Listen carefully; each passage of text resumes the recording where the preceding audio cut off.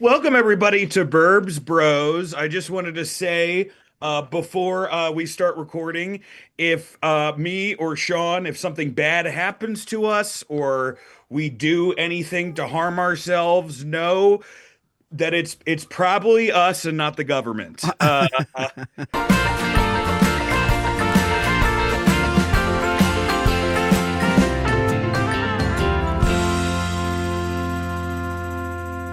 I want it over that way because there's like a podcast called Conspiracy Theory where he like starts off by saying, and I like the podcast, I will say that, or it's a conspiracy file. I don't know, same guys who do Murder in America, but he starts off with, I just want to let everybody know I'm not depressed. I'm suicidal. I just want you guys to know I'm very depressed. I've been suicidal. If something happens, it's on me. I don't know if it's Sean, but I'm not going to blame fucking the deep state for this. If we unraveled something, and it'd be the easiest. We'd be the easiest marks for the government to kill us. they'd be like, yeah, their car went off the road. They killed themselves, Thelma and Louise style. Everyone would be like, yeah, I can see that. Oh wow, it took this long. That's what the reaction would be. But I don't think the government would ever kill us because I think we're important in disclosure never happening. Yeah. They want to keep us around more than like Christopher Mellon or Luis Elizondo. We're accidental assets for the government. Yeah, my 3-pound dog is like howling like a fucking timber wolf right now. Oh, I can't even hear him. So you had something else. You had it. We did this section. I one other thing before we intro our interview. The interview is fucking awesome this week, guys. So probably nothing. That's what we're calling this segment, right? It's probably nothing. It's probably nothing. So this happened today. Me and my wife, I've been up in Massachusetts. I'm sorry I haven't been in studio. My dad's sick right now, and we're trying to. He's doing great. He's doing way better. But anyway, I've been staying in Massachusetts. So I was returning home with coffee with my wife, and we see this old guy with a sign, and it has like in this backcountry road. It's like in front of a church. This is not a main street. This is not Times Square. Yeah. Backcountry road. He's holding a sign with like it looked like almost the 10 Commandments on it or something. I don't know what it was. But then as soon as he saw us, he like turned it away and like threw it in the truck.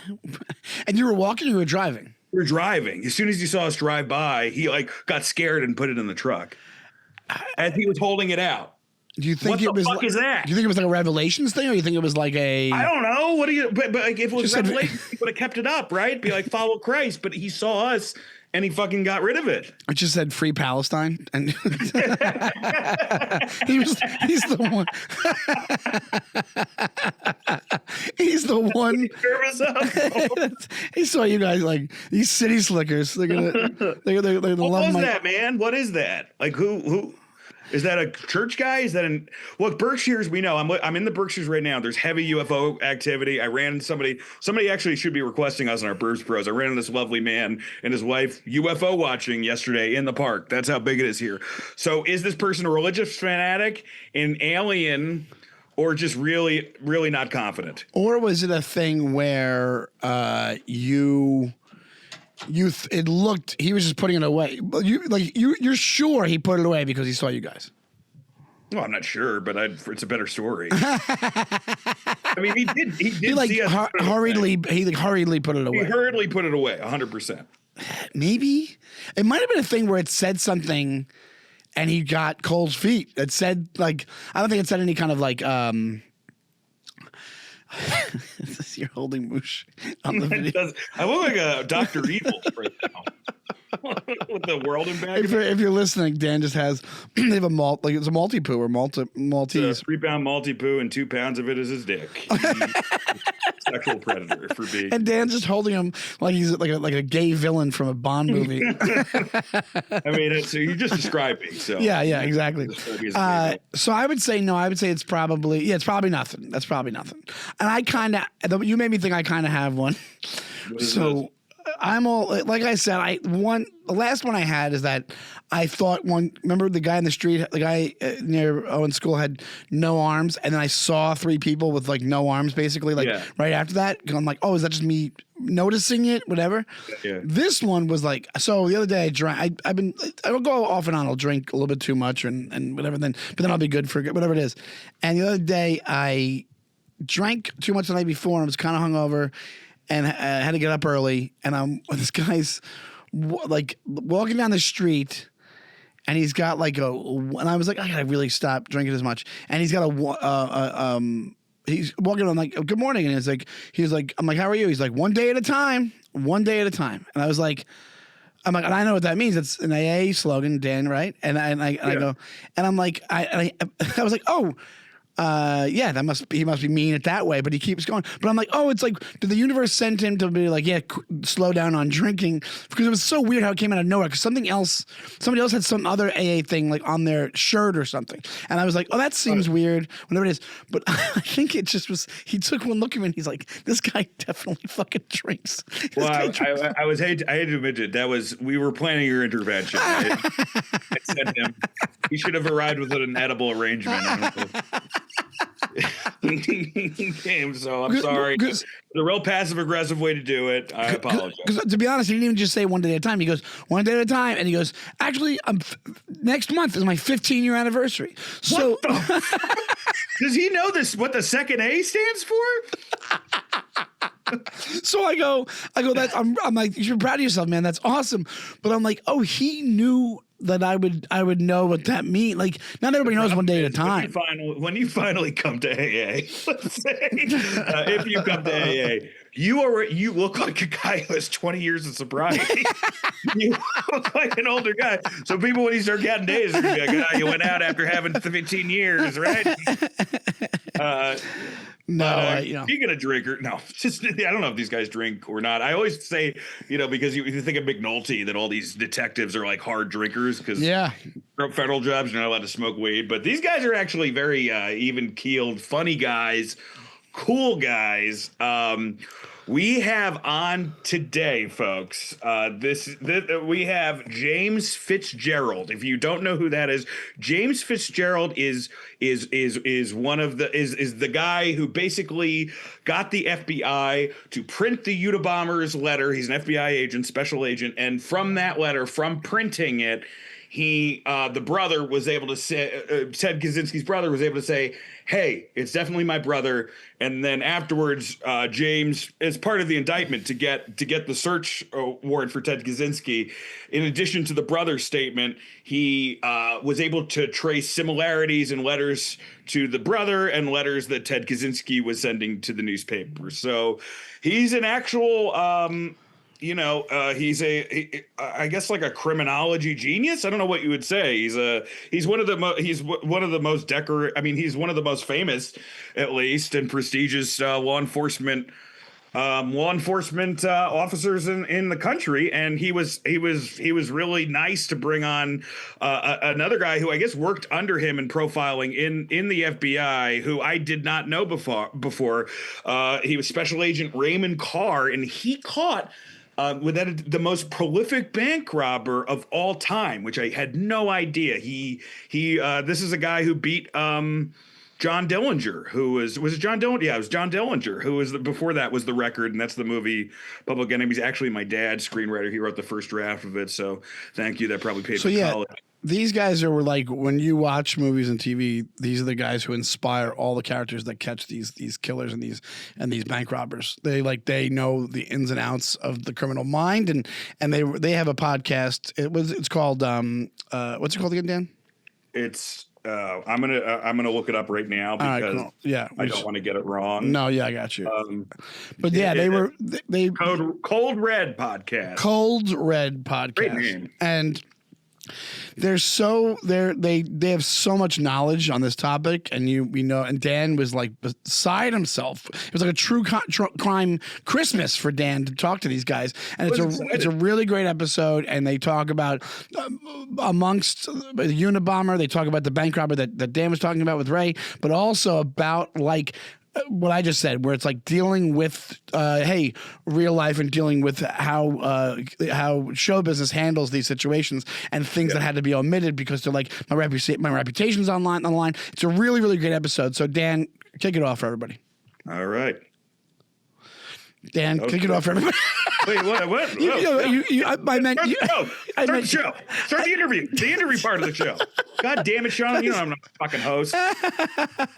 Guys, enjoy our interview with James Fitzgerald and Ray Carr. Thanks so much, guys. Ladies and gentlemen, welcome to Burbs Bros. I am so excited about our guests today. These two gentlemen are former FBI agents who were involved in capturing the Unabomber. They're involved, I believe, in going through their resume, the DC Sniper, and a few other cases. And I'm been obsessed with true crime and obsessed with this case. So we're very lucky to have now. As you guys can tell, I'm an old comic but new host. We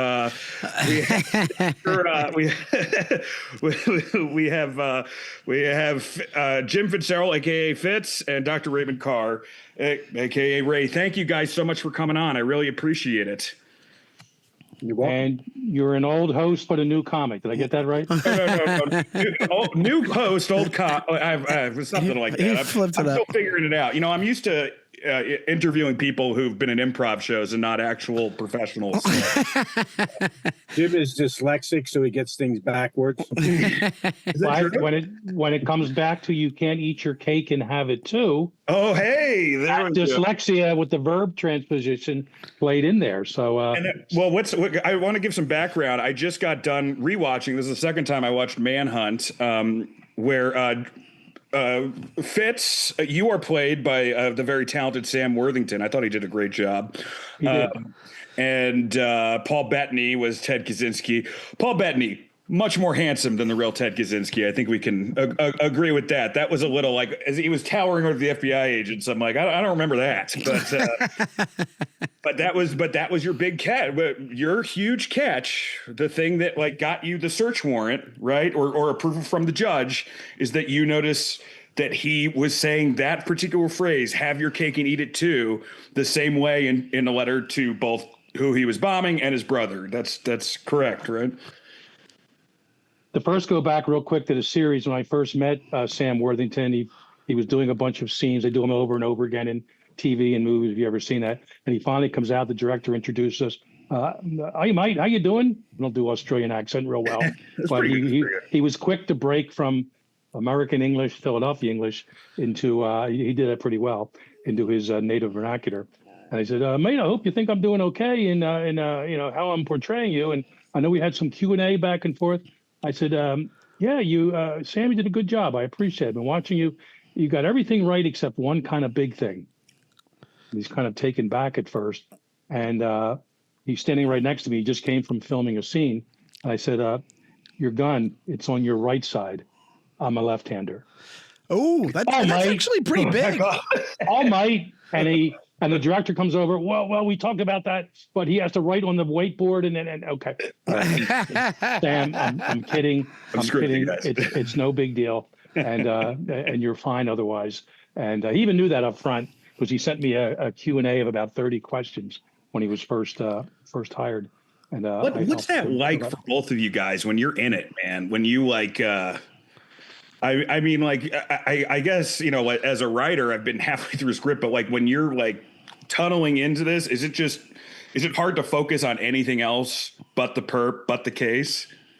Ray, you flip over. You with the 30-year bank robber. Talk a little bit about that on your end. Mm-hmm. It's not. Okay. We both have families. Yeah. So I was able to. My kids always said, Dad, we're really shocked how you can turn it on and turn it off. I mean, I come home and I'd be Dad, and then I'd get a phone call, and I'd be going on and talking to a guy on the phone who'd be an informant and saying, "Yo, bro, what's going on? What's going on in the hood?" And I'd be talking like this, and my kids would Burbs Bro. Yeah, you guys get that, right? Absolutely. Kind of talking about that stuff, and they would look at me like, "Dad, I didn't know you could talk like that." And you do that sometimes, and so it's really you can get caught up in a case where it takes up a lot of your time, but for the most part, it's a job. It's a job. Yeah. To me, it was, anyways. Let me ask you this real quick, because I'm so Dan's like the true crime guy. I actually listened and read a bunch of stuff about your cases. But I'm curious, especially with the Kaczynski case. Isn't it? It's such a wide net. You can speak to this. When you have to narrow it down, what's the process that's used mentally for you guys to be like, this is my A, B to C to Q, whatever. Like I'm sure each agent does it a different way for themselves. I'm sure there's by the book type things, but also like what works instinct wise for you guys. Well, I'll start with Unabomber and Reagan flip over to some of his cases. But yeah, the goal, and I was a brand new profiler when I was sent to the Unabomber task force. I was a cop for 11 years in suburban Philly, FBI New York for 7 years, and working at FBI New York, it's like dog years. So you almost say 49 years. You're so busy doing so many different kind of, investigating so many different kind of crimes. So I go through 12 weeks of training. I didn't know at the time, but the great John Douglas, the grandfather of profiling, yeah. he passed the torch to me as he was retiring in June of '95 on the Unabomber case. I didn't really know it then, but I took it from him. I get sent to the Unabomber task force, and I'm out there, and I'm helping them. I'm borrowing from all my past, investigative experience, but all of a sudden now focusing on these written documents. And what I learned as a profiler, and I'm not sure anyone used this term, but I came up with it. It's like taking that wide suspect pool you just referenced, and figuratively speaking, pouring it into a funnel, and having, instead of 1 million suspects or 500, depending on the crime scene and the suspect pool, and having it come out a much smaller number. Profilers won't give you names and addresses, but they can really help define, if not delineate, the kind of suspects that are being looked for. So and in the Unabomber case, when I got out there in the summer of '95, we had 2,500 separate suspects. Wow. Yeah. Wow. Not all of them were named. Some were guys on bus stops. Some were guys, driving by in a car, whatever. Others were, a lot of ex-husbands were being called in as a Unabomber, as you can imagine. Sure. Yeah. Some present husbands, actually. But we had to called me in, and they're like, the case is closed. Well, I had one woman call saying she slept with the Unabomber. We had to work through that whole thing, and it turned out we know that was not true. That's right. We found out later. I mean, one of my questions is, could this all have been avoided if Ted just took one shower? My God, that guy, what a crusty crust monster. Mr. Incel himself, I wound up calling him years later. The OG Incel. And the showers may have had something to do with that, or lack thereof. So, so what I got out there, and I learned, from Douglas and others, but then I started running, with my own, agenda there and my own sort of protocols. I was getting, narrower, the type of person that would come up. So when we narrowed it down from 2,500 to 2,000 to 1,500 suspects, and really at some point we're working with just a few dozen named people. Then they started sending me, the agents would get known writings of these people. Now I'm putting on for the first time this forensic linguistic hat, even though I wasn't a forensic linguist yet back then. That is one who looks at language, examines it. And then I started ruling out this guy for the way he spells these words, this guy for, misuse of punctuation, this guy for his formatting. And, we came down to, everyone else was being ruled out until February of '96, when I get this fax I'm back in Quantico, get this fax. Say, Fitz, what do you think of this one? I said, it's either an elaborate plagiarism or you've got your man. Wow. I said, it's not a plagiarism. You're coming back out. And that's how we took those 25, you could say 250 million people to begin with, narrowed it down to 2,500, and now we had it down to 1, all because we wound up, with some argument, publishing the manifesto in September of '95. It's almost like the language used becomes more general, but a fingerprint in a way. Like we don't even realize as humans linguistically how we speak or how we write. Like so, you give yourself away pretty readily if you have a trained eye to be able to figure it out. That's pretty amazing. Yeah, and linguists have a term for that. It's called idiolect. It's a personalized dialect. It's reflective in spoken language. It's reflective in written language. Ray and I both grew up in Philadelphia. Every once in a while, we still want to drink a Wooter. Yeah. We want to tap Mac. We eat a hoagie instead of a sub. And these are traits that they're just lexical features. Well, the Wooter pronunciation is one thing. But that was a clever scene they built into Manhunt Unabomber, because I told the writer that I did say water when I first got out. I have a couple master's degrees at this point and all, but I'm still saying water like my Philadelphia roots. Nothing wrong with it. Yeah. We all have dialect features, and Ray knows this too. And they kind of called me. I said, "Well, you're right. Language does tell you something about where you're from, where you grew up, and spoken language as well as written." And that's when it kind of evolved into I'm the profiler, I'm the investigator. I'm going to really focus on the written language in this case, because this is a treasure trove of evidence. It's just parsing out what in there is going to identify him. Well, thanks for catching him. I'll be saying that a few times, I think. Ray, we're going to be asking a lot about, Unabomb case, so difficult, and so many of these cases that you guys have each worked on are so difficult. Has there ever been a case where you're like, you looked at it once and you're like, oh, this effing moron, it's this. Like, has there ever been an open and shut case for you where you immediately looked at it and you're like, okay, yeah, that's the guy? Like almost like preternatural. Yeah. There was a bank robbery case where the bank robber used to sleep in the stairwell. He was homeless. He slept in the stairwell of the police precinct. And after he robbed the bank, he never made it to the teller station. He robbed the customer service representative of money from his pocket, and then went back and stayed in the police precinct underneath the stairs. So catching him was a little bit easier. Catching him is just sending an intern down the elevator. Pretty much. But, you talk about Jimmy's guy. There's a guy that I caught that took us 30 years. Which is a little bit longer than it took to catch the Unabomber. I would say. And who is this, Ray? His name is Carl Gugasian. And Carl was a bank robber. But at the time when I was alerted to this and taking a look at it from a behavioral perspective, we were only under the impression that Carl was robbing banks since 1987. And these guys came to me in 2000. So about 13, almost 14 years. So we're looking at this individual. And then in the spring of 2001, I get a phone call from a detective in Radnor, Pennsylvania, which is up near Villanova University. And they say, hey, look, we found something. We think it's a left-wing group because there's weapons and hundreds of rounds of ammunition in this hole in the ground, what they called a bunker. So I went up, we looked at it, and I looked there, and there was also a lot of documents. So I started looking at the documents, and I said, I know who this is. And they look at me, and they said, what do you mean you know who this is? How do you know that? And I said, well, I don't know his name, but the guy we've been looking for since 1987, more of him is just buried in the ground here.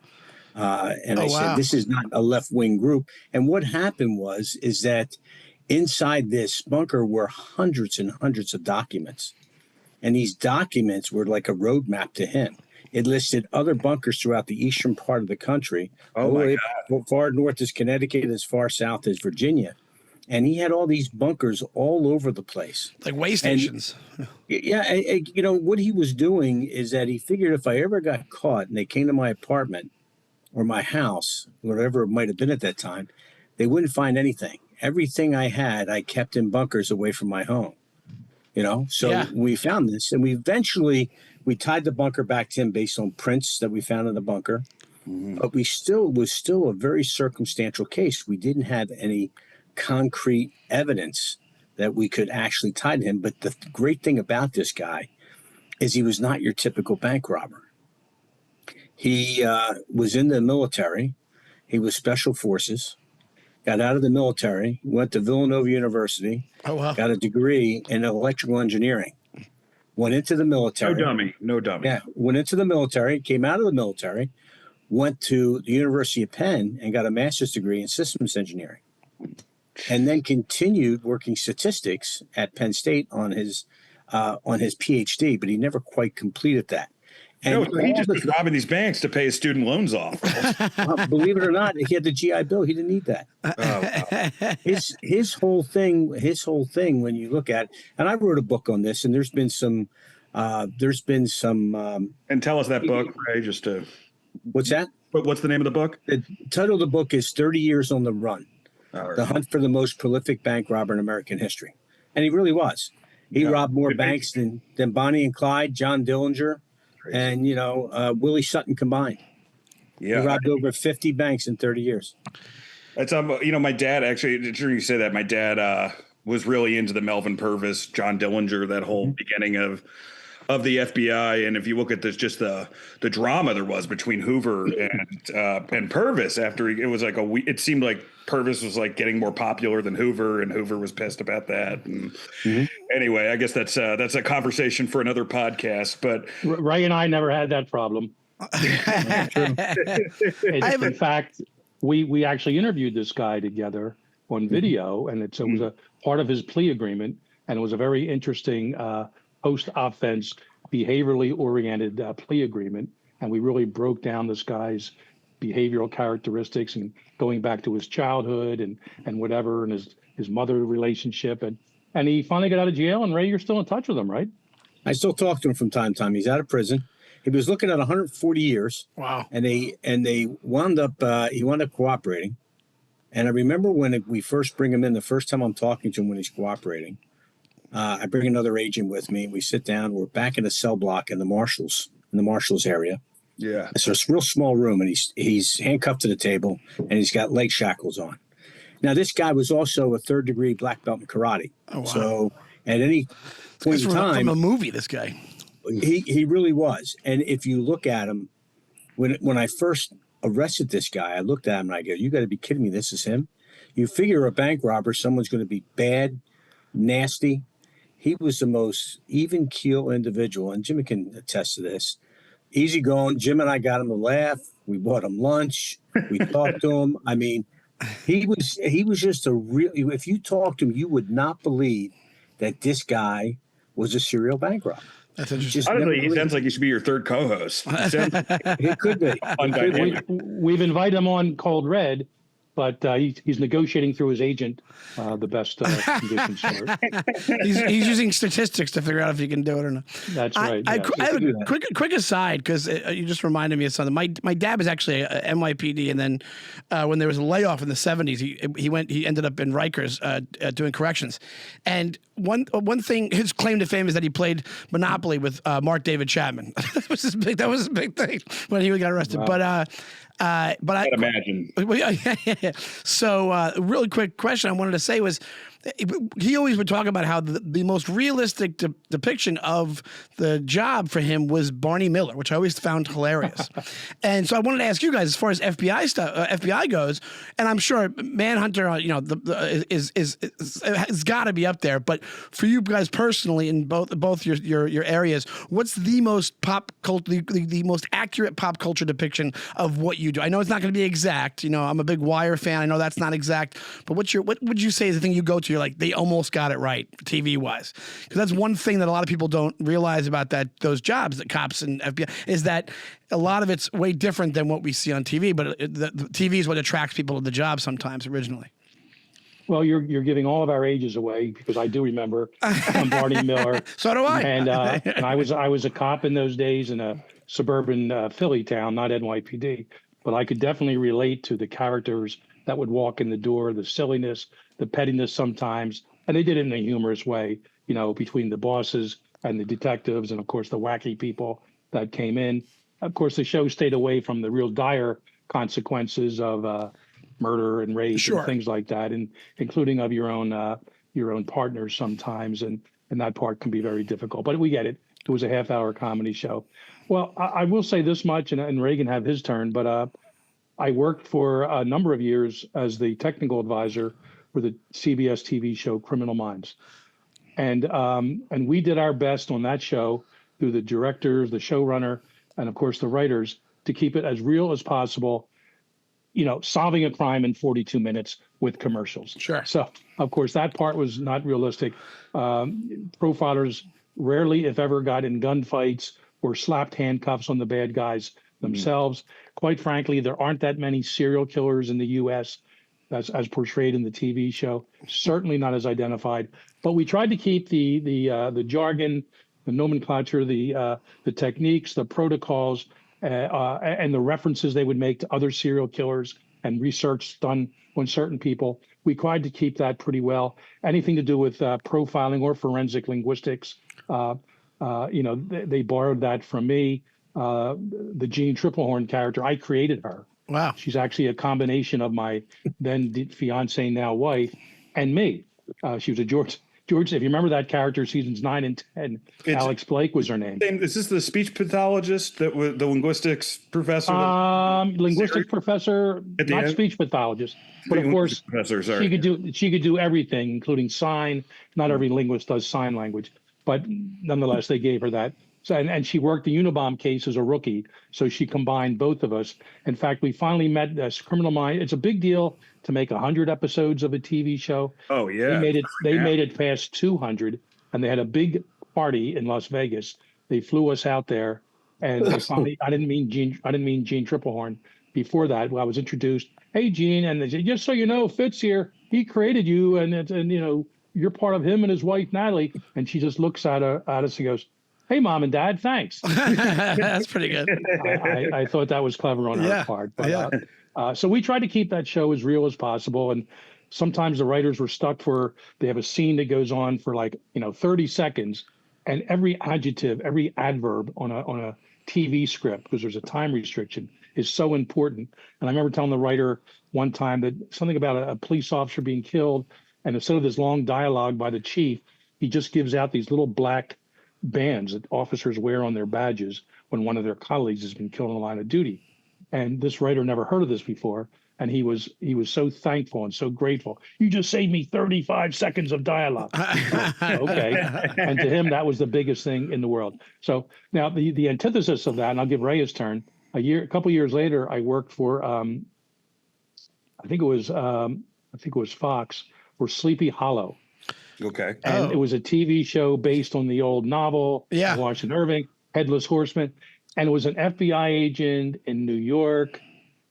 And she's chasing devils, demons, Mexican, not cartels. Wait. Mexicans are very different than those. I didn't finish my statement. But Aztec, mystical beings out of different countries and places. And I'm looking at these scripts. I was actually with another agent. We kind of split our technical duties. And, our names are in the credit and everything. I said, man, I'm not sure. It's a fun show. I get it. But it is so not FBI. Right. The stuff she's doing. They're breaking into evidence rooms to steal evidence. They're drinking on duty. They're having relationships with devil people. And I'm saying, I don't think Hoover would approve of that back in the day. So anyway, so two different shows. And I was only 1 year on that. But they paid a few bills that season. So I did my best. And all you can do as a technical advisor, and Ray knows this, you give them your advice, then they run with it from there. Sure. That makes sense. I'll be very honest with you. I've never come across even Barney Miller to a certain point. Yeah. I mean, I think he was half kidding, but you know what I mean. Oh, yeah, but the vernacular goes back and forth in the squad room, the teasing, the berating of each other. That's real. Yeah. That happens all the time. You got to have thick skin. But a lot of the other things are just dramatized. When you look at it, like in Criminal Minds, and Jim will attest to this, there's no BAU plane that flies you from scene to scene. If you even get to a scene, if you even got to remember when those cases come to the BAU, it's usually years after the cases actually ended. And they're at a point, a crossroads, where they don't know where to go. And they're looking for help. They're looking for something that they can latch onto so they can continue to investigate that case. But there's really nothing, because TV is so much about entertainment than about realism. Sure. Yeah. Right. It really is. So it's really nothing. And one of the biggest problems that we had in the field was what we call the CSI effect. In other words, when CSI first started, I remember having a trial in a case, and a lot of times after a case, I always like to talk to the jurors. because, and I've never lost a case. So I like to go back and I like to get their perspective. Hey, who did you find most credible? Who did you find not credible, and why? So forth and so on. And the questions I would always get is, how come you guys didn't have any DNA evidence? And I would say, well, there's no DNA evidence when someone walks in, but I see it on TV all the time. They have that DNA, and I have to explain to them that that's TV, that's drama. Sure. It has nothing really to do with what happens in the real world. I mean, look, if we could get DNA, and it was right when DNA became very popular in the mid to late 90s, where it started solving crimes, and even today it's solving cold cases. You know, it does a really, really great job with that. But I've never ever been around, even in my appearances on TV and things like that. And like Jim's already said it, there's never anything that's real. For real. And even though we'll say, hey, you want to do this because this is most realistic, they still take liberties with everything you do. And I know Jim had some. They did when they did Mindhunter, or not Mindhunter, Manhunt, Unabomber. They took some liberties with Jim that were not true. Sure. Because what were the liberties? Yeah, I was actually going to get to that question, but what were the ones you're like, all right, well, that's just not me, man. Well, there's a few things, and the writer was a nice guy, Andrew Sodrowski, head writer, Greg Yutanis, the director, Emmy-winning, good people. Got to know them. They flew me out to California, business class. I'm doing my 3-hour PowerPoint presentation a few times. The director came to me in D.C. once. We visited the Unabomber's cabin. It was still inside the museum. I know. I saw the DC. FBI museum. It's amazing. Yeah, and that's closed down now. Well, yeah. FBI museum is different than the museum. But anyway, we went through it, and he wanted to get all those parts in. And I said, oh, this guy's pretty serious. And then we worked out a whole deal through my agent and all. And so they don't send me the scripts until a few weeks before shootings to begin. And I'm finally reading them, and they have the Fitz character. One of the first scenes, there's a guy with a big beard and kind of looked like you, actually, if I may say so, Dan. But he's like living in the woods. He's carrying a rabbit, just killed. There's a babbling brook near him, and I know what they're doing because I know Sam. It's Sam Worthington. He's portraying me, but they're trying to fool the audience. And everyone thinks, oh, this is the Unabomber. Oh. Here he is, as soon as we're starting off, the next thing you know, a big black car pulls up. 3 guys in suits get out, and here, this is the Fitz character, living in the woods. It's post Unabomber arrest, but he's so traumatized and bothered by everything he went through that this is him now retreating to the wood. I said, guys, I have a house at the beach. I'm kind of an ocean guy. Why don't you put me there? And that way you'd have some semblance of truth. Nah, we got to put you in the woods because Ted lived in the woods. And there's really no bearing to that sort. So that was relatively minor. I just had a vision of beach shorts Ted Kaczynski. Not a pretty sight. Yeah, especially as pale as he was. And, and the babes on the beach would not have liked that. Yeah. But what I'm reading now by the first half of the first episode script is that they now have me in a room with Ted Kaczynski talking to him across the desk, mano a mano. I said, guys, this did not happen. I never told you it happened. You read my book. It's not in my book. No FBI agent sat down and talked to Ted Kaczynski 1 hour after they arrested him and the marshals took him and he was gone. I said, why are you doing this? And basically said, Fitz, we got 2 A-list actors. It's 2 smart guys. We got to put them in not just one scene, I found out, but multiple scenes. So, to their point, that scene between you two in the last episode, I think, is fantastic. I know it's not true, but I thought it was written very well. It was, and I wound up being. I didn't talk to them for a week. I actually hung up the phone on them once. I was talking to Metro Goldwyn Mayer, the grandson of Goldwyn. I hung the phone up. I was so upset. He was a nice guy, but I said I can't talk right now. This isn't right. Because look, and Ray knows we're talking. He was kidding about the squad room, joking each other. It's if you claim you made an arrest and you didn't, you are a persona non grata. You are, pooped upon. You are no longer looked at with respect. So another like a scene, comic stealing a joke or something. okay, there you go. Well, yeah, it's actually not far off that. Yeah. But in the next scene I read, like around episode 7 or so, is the arrest. I was not on the arrest. I was kept back in San Francisco. I was literally last minute putting some fine touches onto the probable cause affidavit for the search warrant to get in the cabin. So my job was important in San Fran, and other agents actually that morning went out and made the arrest of Kaczynski. They at first wanted to put me there. I said, I am absolutely pulling out of this project. I'll give you your friggin' money back. I will not publicize it. You are not putting me on the arrest scene. It may sound minor to everyone else, but in my world, and Ray knows this, if that would have happened, so they said, all right, we hear your, we hear your emotions here, Fitz. Yeah. We will not have you make the arrest. And they had me fly in there a few days later. I mean, my character, just like in real life. And yeah, I walked in the cabin, this, that, and the other. So I tell everyone the show is about 85% accurate. Take away the scenes of me talking to Ted. There's about 4 separate scenes. They didn't happen. And the other scene that bothered me too, if you recall, there's a scene where I take my 2 older sons, and they did put all 3 sons in the series. Yeah. And they were like 2 older than 1 younger.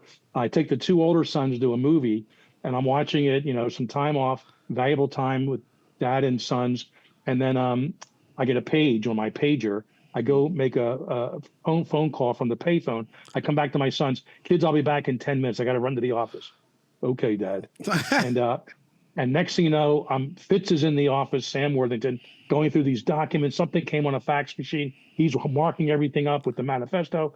And all of a sudden, his wife walks in the FBI office and says, what the hell are you doing? Do you know where your sons are? Yeah, they're at the movie. I'm going to head over there. That was 4 hours ago. Right. That's in the series. That never happened. Right. It never would happen. It's such a great Thanks TV. for making me a deadbeat dad, guys. I know. And I did not appreciate that. And my kids knew it never happened. And so that was a relief. But I made sure in the book I wrote, my 3rd book and the 4th book about to come out, I made sure that those notions are there, that never happened. And that is literary license, which, and I told people in the mid, and Ray, who do we have on? Joe Pistone, who played Donnie Brasco. Yeah. He was one of our early guests on Cold Red. And there aren't too many, how do we put this to each other? There aren't too many good guys out there that are still alive that have had movies or TV series made about them. And we said how complicated it can get. And there were definitely, he never laid a hand on his wife, but in the scene they have him slapping his wife, across the face or something. He said that really bothered him. His wife knew that never happened. Yeah. That upset her.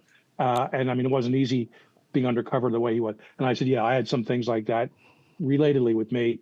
But if you're going to sign a contract and you're doing something like this with your life, and I know I've talked to Ray about this, you want to have somewhere in there, a right of first refusal or something like that. And there's certain wording for it.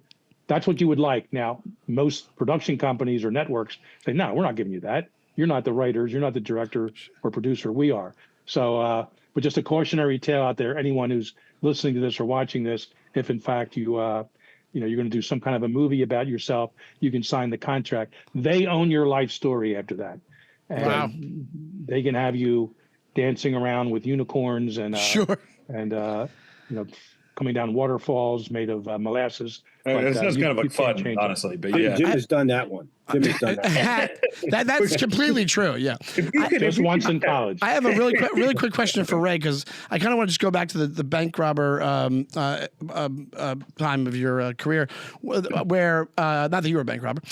No, but I wanted to ask, due to your efforts and due to the extensive, your extensive experience in that world, did you indirectly or directly ever, were you responsible for banks learning how to deter bank robbers or bank robbery crews? Like, did you directly go into these banks and kind of show them like, hey, you need X, Y, and Z to kind of push these guys off? Because I feel like that's a job that's probably gotten less and less.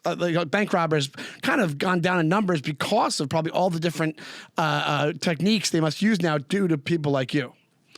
Well, number one, when I came into Philadelphia division from Buffalo, it was like 1991. And when I came into Philadelphia was under siege.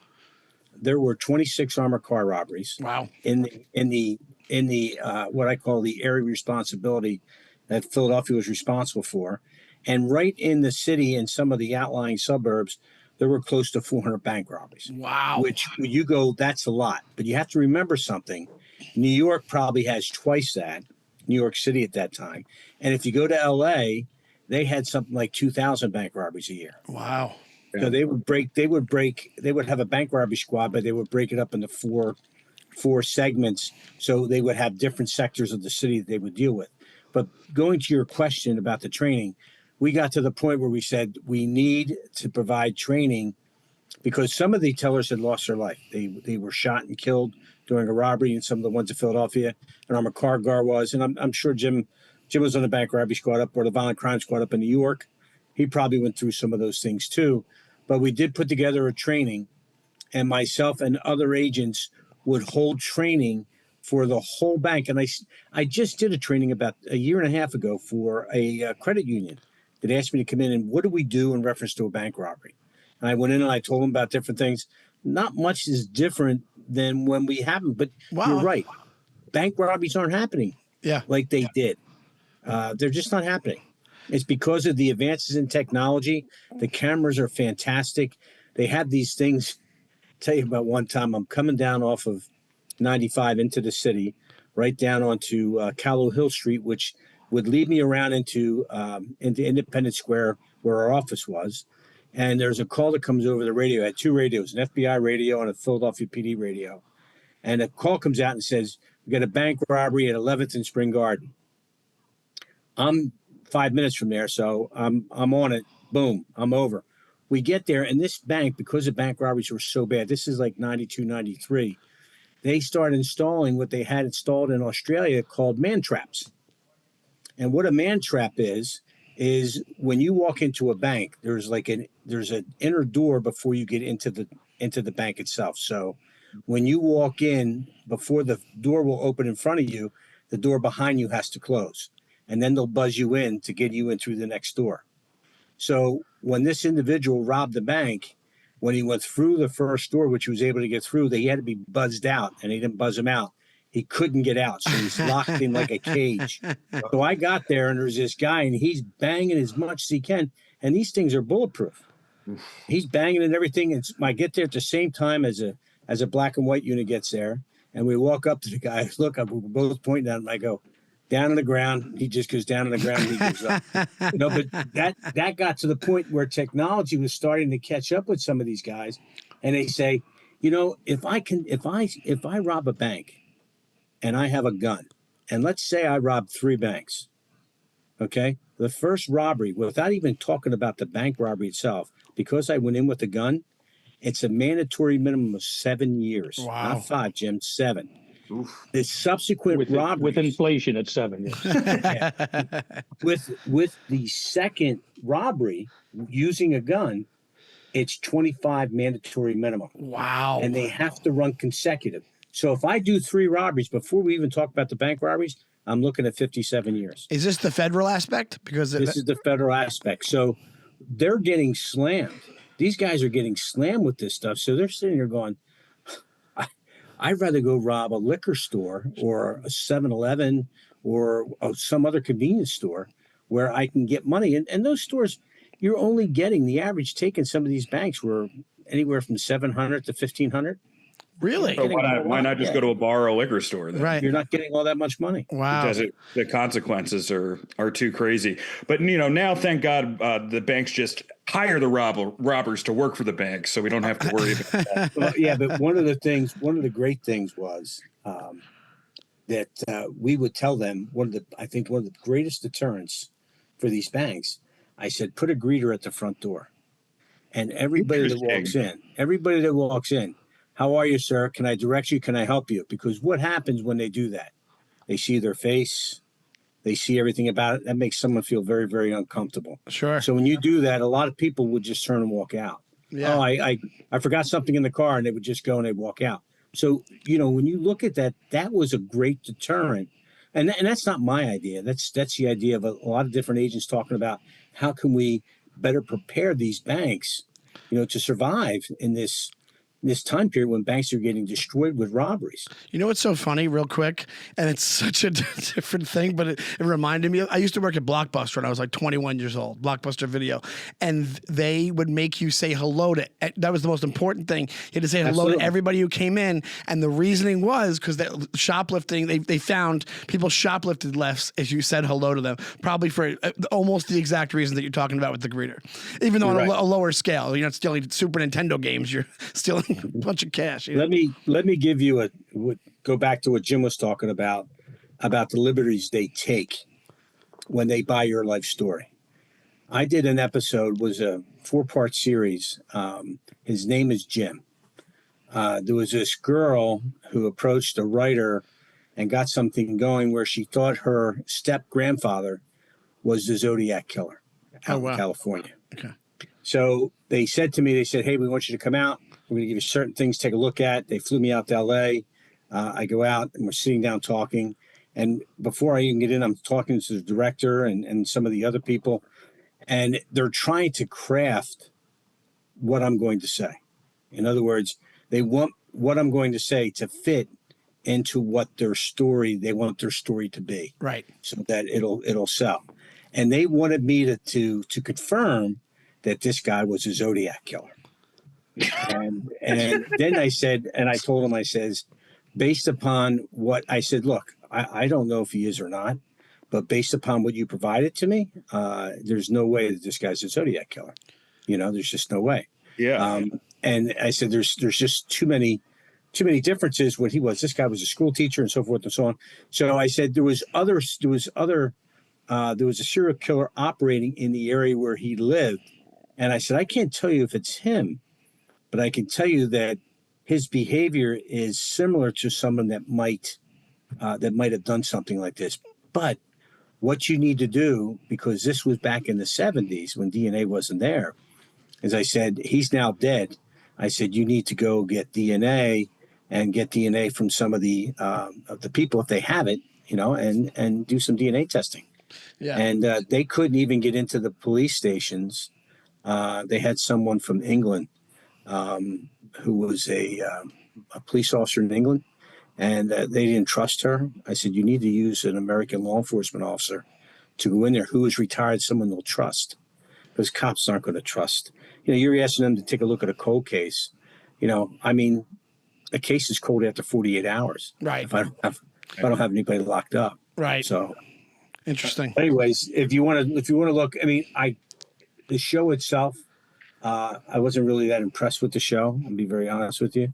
It was more about sexual abuse of how her mother and her and some of the things that he did as a stepfather. I mean, it looks like it was horrendous with a lot of things, but I wasn't real impressed with it. I mean, they did get towards the end. They talked a little bit about the Zodiac, and even they brought another guy on and said, no, this is not the Zodiac killer. Oh, wow. But I told him, I said, I won't say anything that I don't believe in. Yeah. But they try and get you to craft it. Fit their narrative. Yeah. So, do you guys think it's Arthur? Just out of curiosity, do you guys? What's your percentage on it being Arthur Lee Allen, the Zodiac?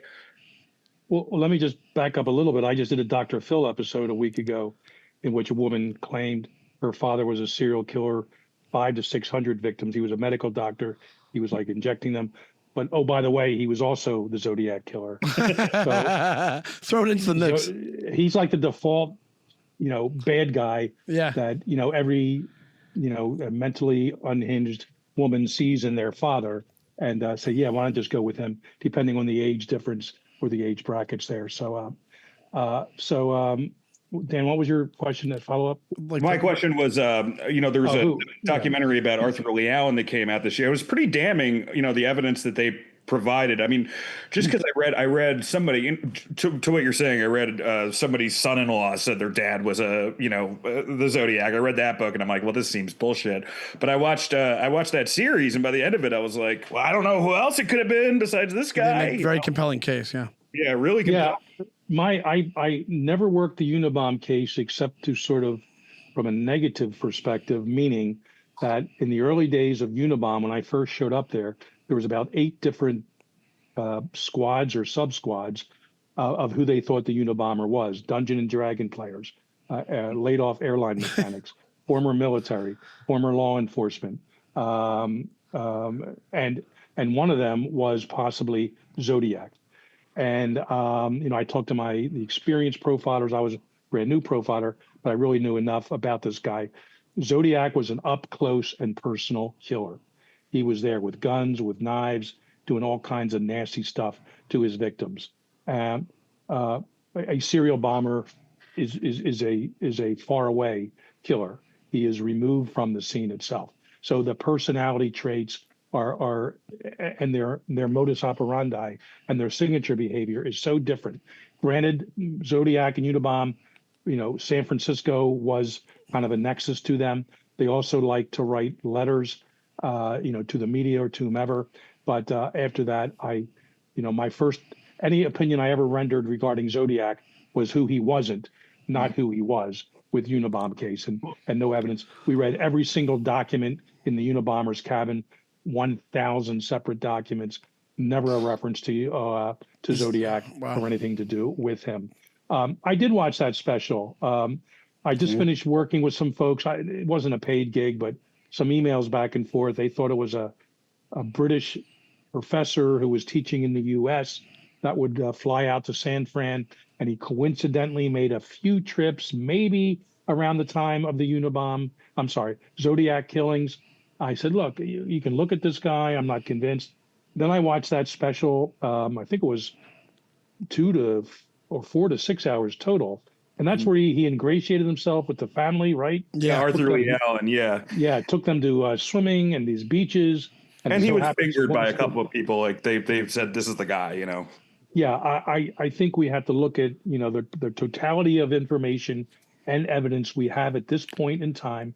It's not enough to convict him in a court of law, but I certainly think all measures being weighed here, to me, he is the most likely suspect as being Unabomb with everything on that special. Staying on the Unabomb, do you think Zodiac? I meant Zodiac. Going back to the Unabomb, I should say. It's kind of a loaded question, but if Ted Kaczynski doesn't go through those MK Ultra experiments, is he the Unabomber? If he did, or do you think in your mind was that the kickoff point? You think unlock something maybe? The way I answered that question, I've been asked it before, and I address it in my upcoming book, and actually third book. But basically, I say I did my share of research into MK Ultra once we made the arrest, and the defense was going to offer that, at least to some degree, in terms of exonerating their client based on that. And the research we did is looked like there were hundreds of people, maybe even upwards of 1,000, that went through this MK Ultra research. And it went on for a number of years at various universities, through the CIA, elsewhere. And no other serial killers that we know of came out of it, except arguably Ted Kaczynski. So is it the chicken before? Why the chicken crossed the road here? Right. What comes first, chicken or the egg is what I'm trying to say. And if MK Ultra was going to produce serial killers, I think we would have had a lot more than just this guy, Ted Kaczynski. And by the way, speaking of those 1,000 documents, his journal, his diary, everything, I don't remember him writing anything about MK Ultra. Now you can argue he had the men in suits gun shot at his head, and everything was evaporated. But there was virtually nothing in his writings. He wasn't hung up on that. Of course, he didn't talk to the FBI. I guess he talked to his lawyers. But that was a strange set of experiments. I've heard some recent podcasts about it. But I do not attribute what he went through to his later life of killing people at long distance. He was very frustrated sexually. He was a brilliant guy. He considered himself socially retarded. These are his words. And he hated his parents for pushing him so hard to become this model student off at Harvard at 16 and, PhD by 24, 25. And he reacted years later by sending bombs to people. And I think it had to do with his sexual frustration and nothing at all to do, in my estimation, with MK Ultra. I kind of agree with Jim. I think you go before that back to his childhood, and you look at things that happened in his childhood, and you look at most serial killers. When you look at them throughout their childhood and as they age, and the behaviors they're involved in, the effect of their parental control over them, and other things that happen in their life when they're younger, that has a great deal to do with what happens to them and how they turn out when they're older. Would you, Ray, just to jump on that? So would you say, because it seems like really the two things are, is it either nurture or traumatic head injury like John Wayne Gacy? And do you see, what is your guys' opinion on the traumatic head injury angle? Because it seems like that's the one that almost every single serial killer has, right? I don't know. Well, look at the soldiers that come back from war. Yeah. That have TMS, you know? They don't know. TBS, traumatic brain injuries, TBI, whatever it is it's called. When they have these things, but when you look at some of these guys, and I'll give you an example. The Carl Gugation, the serial bank robber. Why did he become a bank robber? And you can read my book, and it'll tell you in there as well. But the gist is, when you look back, he hated his father. When he was 13 years old, or 13 or 14 years old, he gets arrested for trying to sell an instrument that him and several other friends in an upper middle class neighborhood broke into a school. And they tried to take an instrument, a saxophone, to a pawn shop to sell that saxophone. And the owner of the pawn shop calls the police. The police come, and all the other fathers pay the fine for their sons and take them home and discipline them. And his father made him go and spend the whole summer in a juvenile hall. Wow. And so he hated his father. So then he gets out and he says, well, I'm not going to do anything anymore. So he starts robbing candy stores and burglarizing homes on his own at 14 and 15. And after 2 years, he gets caught and he gets shot in the buttocks by a police officer. And he goes up for 9 months to a juvenile facility up in the middle of Pennsylvania. When he comes out, one of the biggest things is when he comes out, he goes to high school in his junior year in high school. And the guidance counselor tells him, you know what? You're going to have a really hard time making a life because of your criminal record. You're going to have to work twice as hard as everybody else. And he really took that to heart. And he did. He worked very hard. He got a partial scholarship to Villanova. But when he got out at Villanova with his degree in engineering, to get a job in engineering, most of it was around government contracts. And whenever you're working around government contracts, you have to be, you've got to go through a background. Squeaky clean, yeah. You have to go through and get a classification where it's secret, top secret, those type of things. He goes, I can't do that. So rather than get a job as a contractor with a degree in engineering, he enters the military and goes in as a non-com, where he could have went in as an officer. I don't go in as an officer, he says, because they were going to do the background on me, and I didn't want them to find out about what happened in my background.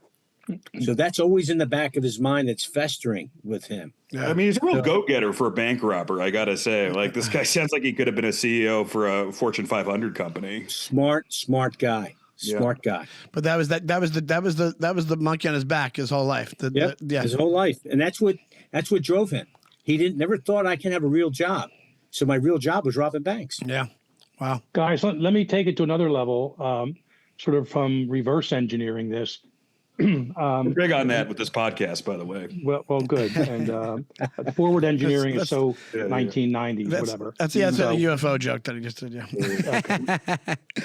When we finally got into Kaczynski's cabin, of course, clearing it out from bomb-making materials and booby traps, which there were none, but we had to make sure there weren't. I told the investigators I'm very interested to see what kind of materials he was reading, because we knew with his manifesto he was referencing different, historical writings and certain, authors over the years. We know he borrowed a lot of his anti-technology stuff from a French philosopher named Jacques Ellul, and I wanted to see what kind of items he had in there. And he really had an eclectic mix of about 400 different used books and printouts and newspaper articles that he had kind of categorized to a certain degree. and filed away. But he had very few doubles of anything, maybe a cooking book and how to cook herbs and roots in the woods, a couple doubles like that. But the only topic area that he had triples of was, I think, 2 articles and a book. Both of them, or all 3 of them, involved twins raised apart. So Dan, you started this with nature versus nurture, and of course the ultimate research to undercover or to determine the differences, nature versus nurture, is to have young twins separated at birth and raise them separate and see, in fact, how much of nature kicks in, how much of nurture, good guy, bad guy. Now, of course, you could never do that under scientific, principles, whatever. It does happen by accident sometimes in human nature and society in the last few years. But for whatever reason, Ted Kaczynski was fascinated with this topic, and he wrote some about it in his journal, especially because he wasn't a twin. His brother David was 7 years younger, but he knows he was so different than David. David was a little bit odd, early on, and he also got some kind of he bought land along the Texas-Mexican border, and he put up a lean-to like his older brother Ted in Montana with the cabin. But eventually he quit all that stuff. Eventually he was like, I like girls. I like girls, got married. Ted never approved of his wife. He would refuse to meet him and whatever. But so I think Ted was really curious. They're 2 brothers, of course, not twins, 7 years apart. Why are they so different? Yeah. And at least reading these, you can tell a lot by a person by what they read and what they absorb, watch on TV, whatever. And that fascinated him. And who knows to this day if he ever got that answer or not. Of course, he's about 2 years ago. He left this earth, and he is no longer with us. Rest in peace. I'm just joking. Fitz, if you are there things from his papers now, as far as the rise of AI and some of the questions we're positing with Sam Altman, and the more you look into the AI stuff, it's just terrifying. As far as what it could mean as far as unemployment in this country. So besides the obvious, the aggressive actions of the violence, sending bombs in the mail. What did you think about his writing? Yeah, the New York Times is trying to get ahead of the 30-year anniversary of the publication of the manifesto, which will be this September. And they interviewed me back in March or so and published an article shortly thereafter. And I was in the first couple of paragraphs. They quoted me, and I couldn't help but tell them the truth. I said, yeah, there's nothing I wanted more than to catch this serial killer, this serial bomber, killed 3. Injured seriously 24 others, almost brought down a commercial airliner that luckily the device exploded, but it didn't bring the plane down. And I said, but at the same time, as bad as I wanted to catch this guy, as much as I sort of disliked him on a personal, or I should say professional level, I couldn't help but read his manifesto. And that was my only job for a while, over and over and over. I would purposely start in the middle of the manifesto so I'd be fresh that morning to catch up, all the nuanced language in there. And I said, you know what? This guy is making, I hate to say this to myself, but he's making some kind of sense every once in a while. Right. And it's the old analogy of the, even a broken clock is right twice a day. Right. But he broke his manifesto down into chapters, of course, page numbers. Each paragraph was numbered, and it made it easy to reference this, that, and the other. And I had a few quotes over the years that I remembered, and I gave them to this New York Times reporter as he was interviewing me, and I got to say he was right on about scientists and the government coming together and combining to use their powers to suppress the people. I'm thinking COVID, the lockdowns from 5 years ago, and that actually had me reread the manifesto because I was pretty pissed off during COVID when everyone's locked down and couldn't do what they're doing or wanted to do. And friends and families, you couldn't see people. People are dying, of course. And I started reading parts of the manifesto again. And, he didn't actually, because the Unabomber didn't actually say, pandemics and people dying of these diseases, but, the science is being abused. Government is using scientists using government. They're all in it for their egos. They're in it to make money. He mentions big pharma, of course, big government, big entertainment. And like I said, there were probably about a dozen to 20 different examples of statements he wrote in his manifesto, I said, you know what? He's onto something here. Now, his answer was, we shut society down as we know it, and we all move into tribes of 30 people or less and live agrarian lifestyles. So he kind of lost me there. We're sure, right? Not a bad idea, but we ain't putting that genie back in the bottle. I'm not going to learn how to fertilize this at this point. But well, he did. He fertilized his plants very well. I also saw Fitz. Were you involved at all with the Israel Keys case? No, except I did a TV special on it after the fact. Okay, you did a TV. So no, I guess no the question direct for play. both of you guys, because I look at Israel Keys and I read his profile and the fact that they probably haven't caught half of his murderers. Can you give Dan? Can you just give from me? Can you? I'm not as versed. Can you give background on that for the listeners and me? Israel Keys was a serial killer, obviously, and he would do stuff like he would go in an old couple's house, cut off all their wires, and kill them. Like real sick guy. And underneath his bed, I guess Fitz, they found some sort of like artistic thing he made, like a mural he made, and there were 13 victims, and we only knew about 6 or 7. Okay. So like the working theory is that there were 6 more that we didn't know about. Is that kind of correct, Fitz? Oh yeah. He was one of the smartest. I mean, he wasn't, the intellectual that Kaczynski was, but he certainly, from an operational perspective, he was as smart as they get. He knew not to shit where he eat. Can we say shit on your show? Sure. Oh yeah, you can say. I've been avoiding saying fuck, but you can say whatever you want. All right. Well, that's Ray's favorite word. Yeah. Adjective. Fuck it, Ray. Do whatever you want. Adverb.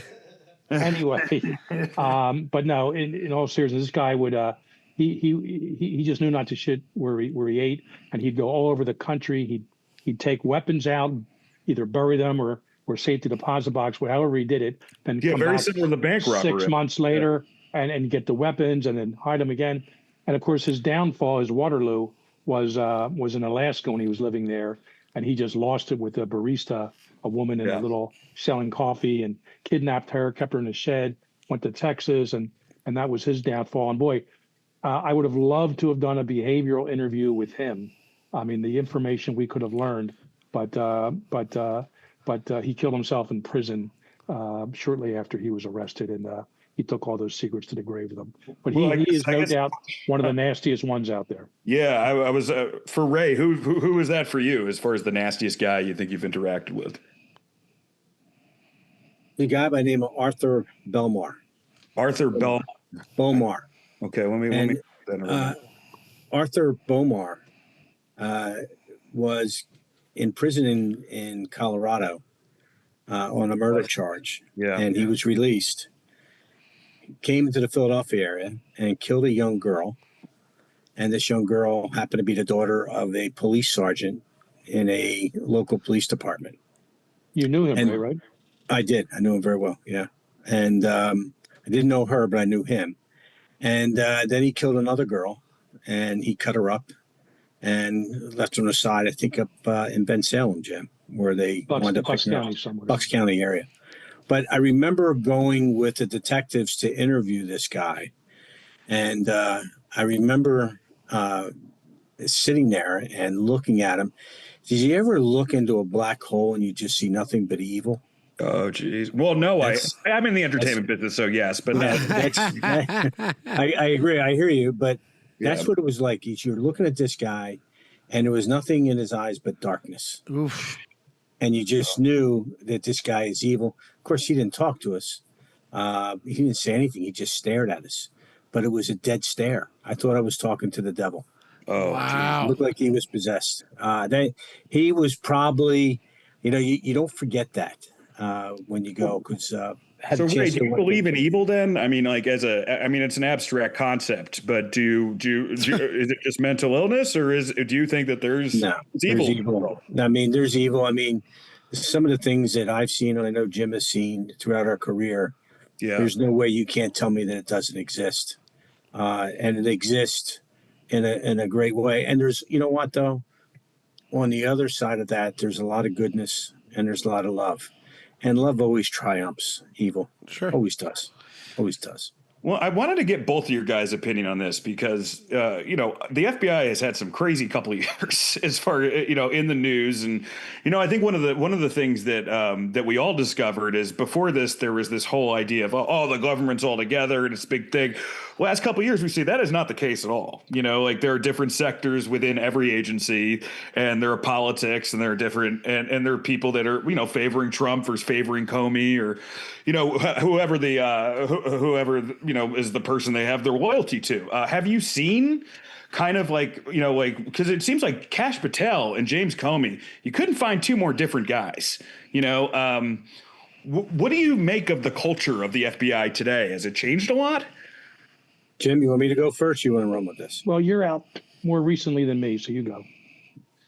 Yeah, I had about 3 years before Jimmy, maybe longer than that. When did you go, Jim? 2009? 2007. 2007. I went 7 years later. But I knew the FBI was changing a little bit. Some of the agents that were coming in were a little different. And then I knew when I retired in 2016, when James Comey made a decision not to prosecute Hillary Clinton, I knew then that something was wrong. And the reason why is because that's not the decision of the FBI director or the FBI. That's a decision that lies with the Department of Justice and the attorneys in the Department of Justice. We never make a determination. And then guys were starting to talk in political terms. They never did that. We were always apolitical. I could care less who was president. Yeah. I could care less what the party was. If you broke the law, I'm coming after you. Yeah. And it never made a difference.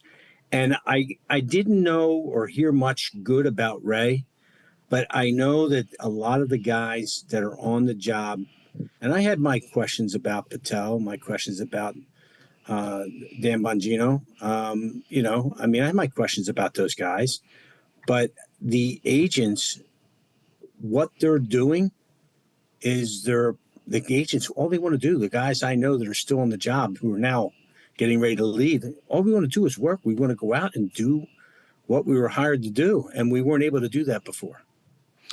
A guy who was on my squad. You weren't able to do it under like in the 2000s under Comey or under Comey and even Mueller. When Mueller came in, he started moving. He started bringing in attorneys.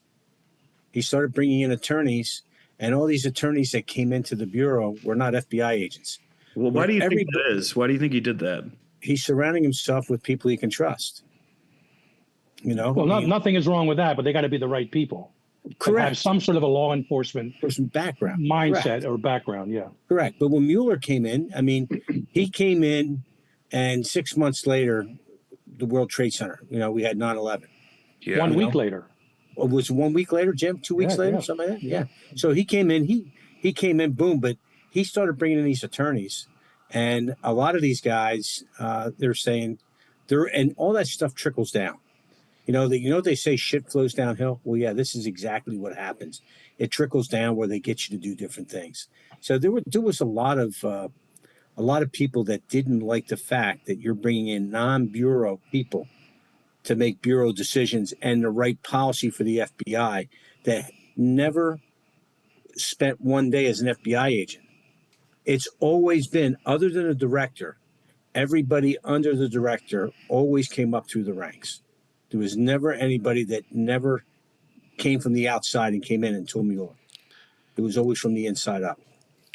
Am I right on that, Jim? Except for director. Louis Freeh was the only director. He was the only director that was an agent. And he was great. He was fantastic. So let me tell you how I summarize this. I'm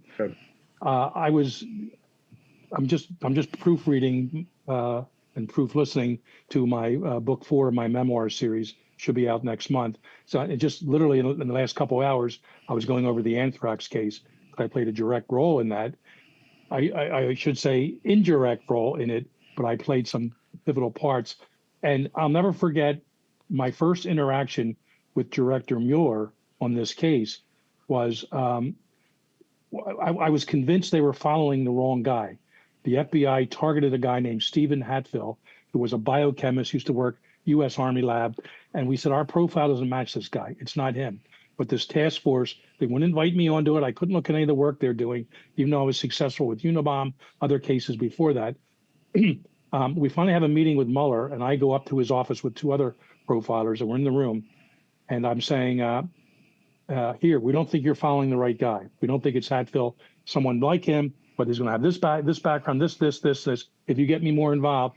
And Mueller said, all right, well, you profilers, I remember a case from a few years ago. You said this and you said that. I said, well, sir, in all due respect, that's not exactly how it happened. Here's what happened this way, that way, that way. And he gives me a 10-second stare afterwards. And within a minute or two, closes up a book and says, I'm out of here. Okay, kind of abrupt.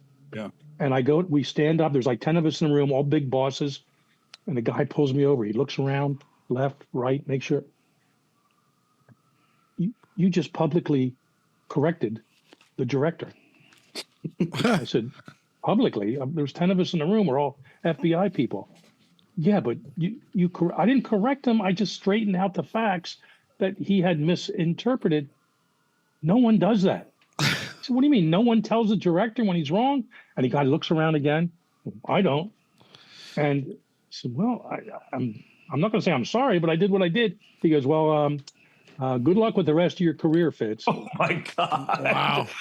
And I had about 3 years to go, and I retired fine, no issues there. But that's the kind of guy that, and then all of a sudden he's in charge of the whole Russia hoax and how that thing all played out. So for years I would whisper while still in the Bureau, and then I would say afterwards, once out, that I was very proud of being in the Bureau.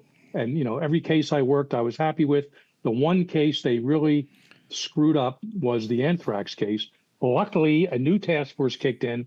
Right before I retired in 2007, I was dealing with them. And in the summer of 2008, they identified a guy named Bruce Ivins. He was about to be indicted. He went and killed himself. So Wow. You think it was him for sure? I think it's him for sure, because I knew some inside stuff that no one else knew before I retired. And so I used to always say the anthrax case was the biggest screw up on the FBI's part until Crossfire Hurricane. And I think there are more documents, more information about to come out any day, any week now. Crossfire Hurricane? Crossfire Hurricane, the whole Russian hoax thing, bring Trump down.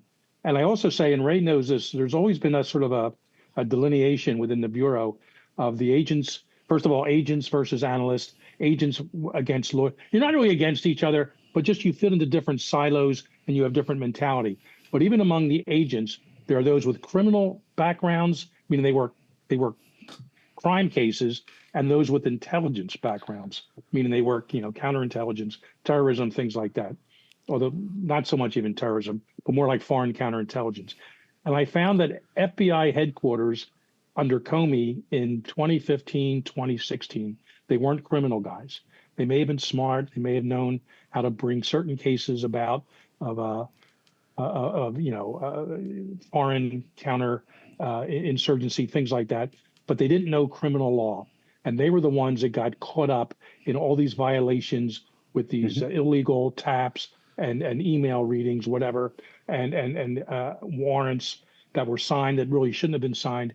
And I just found that it was such a cluster fuck, I'll say that word, that also, great name for a podcast. There you go. There you go. And I'm so glad that Comey was finally 86th from that position, meaning removed. Not that was great. That was the craziest thing I've ever seen a public official post in my life. I didn't vote for Trump. I would never vote for Trump. That's my own personal political decision, whatever.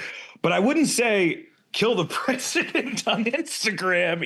How can you? What other interpretation is? Well, you lose your mind after a while. He has a book coming out, and this was probably carefully planned on his part. It's fucking treasonous. Anyway, I will. You brushed over something, Fitz, and I really want to, because it's an amazing thing. Fitz, when you say that you were handed the torch by John Douglas, just to give an idea of who John Douglas was for our audience, he's the Elvis of profilers. We're talking BTK, and I don't know if you've seen Mindhunter. I've read the book, and then there's book 2, but he's talked to everybody, and brilliant dude. So the fact that he handed that torch to you, I mean, it speaks volumes of your skill, I'm not sure if he'd appreciate the Elvis connection. I maybe Beatles? When we do Beatles? Maybe more of a Jerry Lee Lewis. I would. Okay, all right, okay. There you go. Anyway, no, he was. Yeah, he's a good guy. He's still out there. He's still busy, keeping very busy. I've been in touch with him over the years. Done a few projects together, or at least started to. He does his own thing. I watched the Mindhunter series. I thought very well done, which was fictionalized aspects of that, as far as I know. But yeah, it isn't like he pulled me aside. I was a weird, an outlier when I got into the profiling unit, and Ray knows how it works. There's maybe 10 to 15 to 20 profilers at Quantico, but there are dozens of them. At least one in each individual division that are like profiler assistants. Ray was one of those. Did a great job. That's how we actually first met. And but I wasn't one of those. I was in New York working bank robberies, serial killer cases on my own, and and they got to know me in the unit, and I got brought down there. So John Douglas didn't know me. I was in the classroom with 18 others going through our 12 weeks of initial training, just as Douglas is ready to punch his ticket and get out. And but he gives a 2-hour block on Unabomb, and I'm really listening. It's always been an interesting case. I don't know anything about it, never knowing 6 weeks later I'd be living in San Francisco for the next year and a half working this case full time. Excuse me. So it was amazing being trained by him, learning from him. And I have some disagreements with him on the John Benet Ramsey case, but I'll leave it at that. Since I was sued once over that case, so I don't comment too much more on this. Well, we have reason to believe it could have been our producer Pat, but we'll be dropping this episode very soon. I'll give you all. I want indemnification from you guys if Pat's going to sue us all. Well, guys, thank you. That was just terrific. We'd love to have you back. There's so many more questions that I wanted to ask. I wanted to talk about TC Sniper. I actually wanted to talk about pyromaniacs and the mentality of that. There's so many different things I want to ask you guys. So please come on. But more importantly, Burbs Bros fans, check out Cold Red, their podcast. And what else do you guys have to promote here, book-wise? My fourth book's coming out. They're all titled A Journey to the Center of the Mind. It's my memoir series, starting with me as a young kid, growing up in Philly, working my first case as a 6-year-old and solving it, and then how that led me to Unabomb, whatever. So the fourth book, audiobook, and regular books, of course, Cold Red podcast. Check me out and everything I'm doing on jamesrfitzgerald.com. That's my website. Fantastic. And Ray? Me, just the one book I have. It's 30 Years on the Run. The Hunt for the Great title, by the way. Great title. Thank you. The Hunt for the Most Prolific Bank Robber in American History. You can always check me out on my website as well. It's RaymondCarr.com. Amazing. Thank you guys. So this was Dan's an old salt to this, but this was so enlightening for me and so much fun. I love this kind of stuff, but I just don't know enough about it. So we really do appreciate your time and appreciate you guys doing this. You're welcome, Pat. You're welcome. And any tips on how to make a bomb at home? I'm just joking. But thank you guys. Anarchist Cookbook. Check it out. Or rob a bank. Watch Heat. That would not be my crime. I would be blown up immediately. I would blow myself up immediately. It would be. I can't play the guitar, let alone. There's many bombers out there with hands like this. And if you're only listening, I have my fingers. The fists up. Thanks again, guys. Thank you, guys. You guys were so awesome. You guys the man. Take care, guys. You're welcome, guys. Bye.